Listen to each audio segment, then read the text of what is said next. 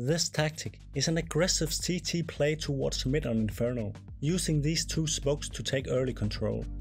The tactic is not a great option if the Ts are going aggressive on mid, but if they don't, it can be very powerful. To perform the tactic, you need 3 players, 2 smokes and 2 flashbangs. The low cost makes it great for half and force buys. Now, let's go through each player's steps. As the first player, your job is to throw a deep smoke into mid, go into this corner and aim left to the white part on the wall. Start running and release the smoke right before you cross the shadow. The smoke leaves a gap on the right side. Place yourself in here and wait for 5 to 10 seconds. Eventually, an enemy will come out mid without seeing you. As you can see in this clip, the enemy doesn't have a chance to see you before you can see him. If you're the second player, your job is to smoke the road to second mid. You do that by going into this corner, aim at the sky in between the houses and left click. Like the first player, stay in the smoke for 5 to 10 seconds. It's hard for the enemy to see you and they might not even expect you to stay in the smoke.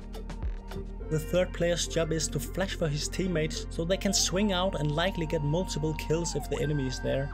First, flash for the mid player by bouncing a flash onto the wall like this. The flash lands in the smoke and blind anyone looking from underground and ramp. The enemy won't see the flash, but they can hear it bounce off the wall. For your teammate looking second mid, flash over the roof like this.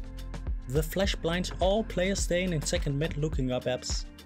The flash won't blind around this position, but anyone shouldn't be able to get here without you seeing them. After you throw the flashes, be ready to support your teammates falling back. Let's talk about some of the important factors you should consider to make the success rate of this tactic even higher. Expect to see huge variation in how the Ts approaches the smokes depending on what rank you are playing and how many times you use them. Be careful to use the tactic twice in the same match, as the enemy easily find out what's going on. When used once, try to trick the enemy into think you are about to do it again, but instead of going into the smokes, you throw these deep nades. Eventually, the enemy will wait for you to push it and even reveal their position by spamming the smoke.